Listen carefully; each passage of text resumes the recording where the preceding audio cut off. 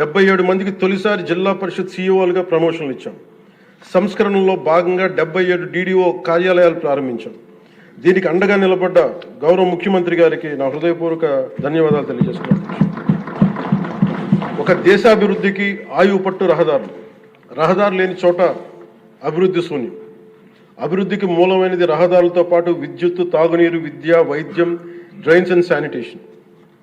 దాదాపు 2 ఏళ్ల పాలనలో ప్రపంచ కప్ గెలిచిన visually challenged women cricket team captain Deepika మొదలుకొని మొన్న పోలీస్ జాబ్స్కి మేము లెటర్స్ ఇస్తున్నప్పుడు ఉద్యోగంలో వచ్చిన యువ కానిస్టేబుల్ కానీ, ఉదయగిరి నియోజకవర్గంలో స్కూల్ పిల్లలు కానీ, ఇలా ఎందరో ఒకటే అడిగారు అధ్యక్ష, మాకు కనీసం నడవడానికి, మా స్కూల్కి వెళ్ళడానికి, మా ఊర్లు వెళ్ళడానికి, మాకు రిలేటెడ్ ఊర్లు వెళ్ళడానికి రోడ్లు వేయండి అని నిండు గర్భిణీలు కూడా ప్రాణాలు అరచేతులు పట్టుకుని కొండలు గుట్టలు దాటుకునే పరిస్థితుల్లో జాతీయ ఉపాధి హామీ పథకం కింద PM జన్మన్ రాష్ట్ర ప్రభుత్వ నిధులతోటి అడవి తల్లి బాట పేరిట 625 గిరిజన గ్రామాలను అనుసంధానిస్తూ 1005 కోట్లతోటి 1069 కిలోమీటర్ల రహదారుల నిర్మాణం చేపట్టాం.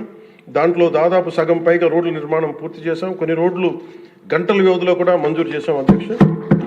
అలాగే మారుమూల ప్రాంత ప్రజలు, గిరిజన ప్రాంత ప్రజలు గొంతిమ కోరికలు కోరలేదు అధ్యక్ష. వారు అడుగుతుందల్లా చిన్నపాటి రోడ్ల సౌకర్యం వారు అడిగేది.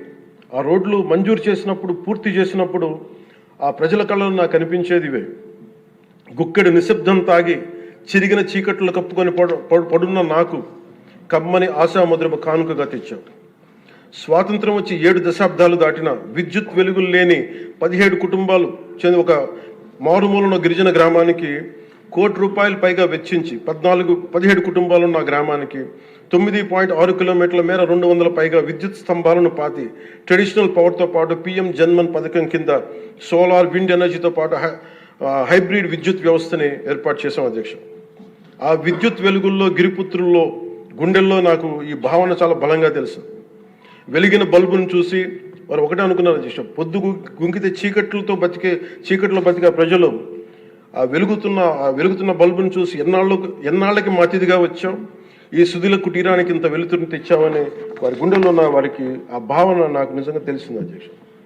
గౌరవ ప్రధాని శ్రీ నరేంద్ర మోదీ గారు వ్యక్తిగతంగా జల్ జీవన్ మిషన్ చాలా ఇష్టపడి ఎంతో బడ్జెట్ దాదాపు 191,011 కోట్లు ఆయన 1924 మధ్యలో ఈ జల్ జీవన్ మిషన్కి బడ్జెట్నిచ్చి ఈ దేశ సగటు పౌరుడికి కనీసం సరాసరి 55 లీటర్ల రక్షిత మంచినీరు అందించాలని లక్ష్యంగా ముందుకు వస్తే గత ప్రభుత్వం కేంద్రం నుంచి 27,000 కోట్లు కేంద్ర ప్రభుత్వం ఆమోదం తెలిపితే ఖర్చు పెట్టింది వాళ్ళు దాదాపు కేవలం 4,000 కోట్ల అధ్యక్ష. అందులో కేంద్రం వాటా 2,000 కోట్లు.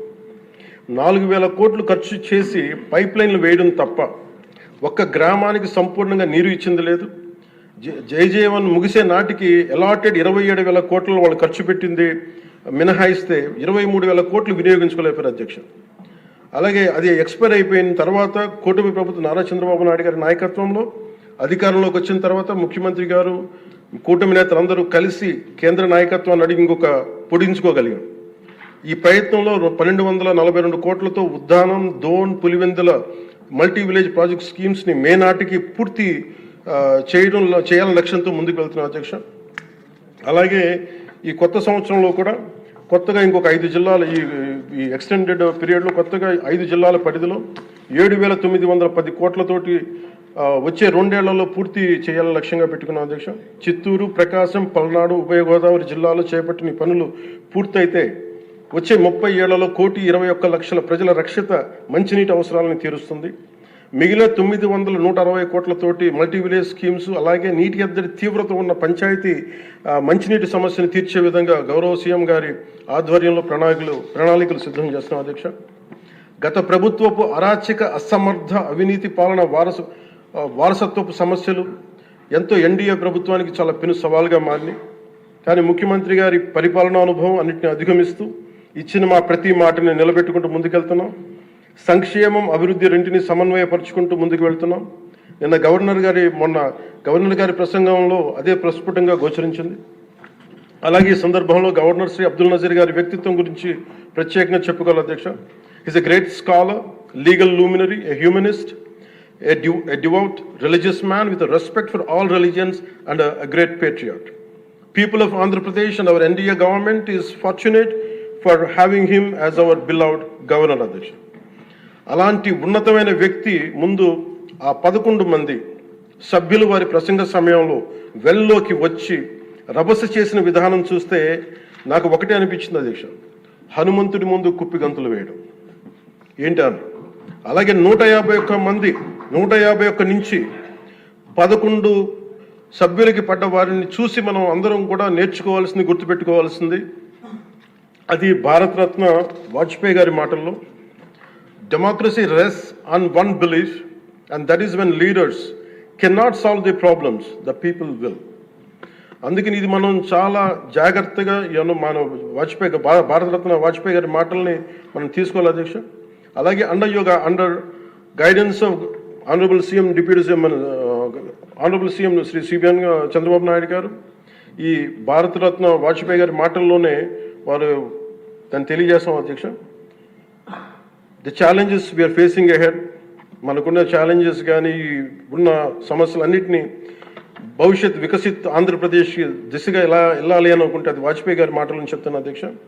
It's no problem we cannot tackle, no challenge we cannot face, no opportunity we cannot seize. Jai Hind and జై భారత్.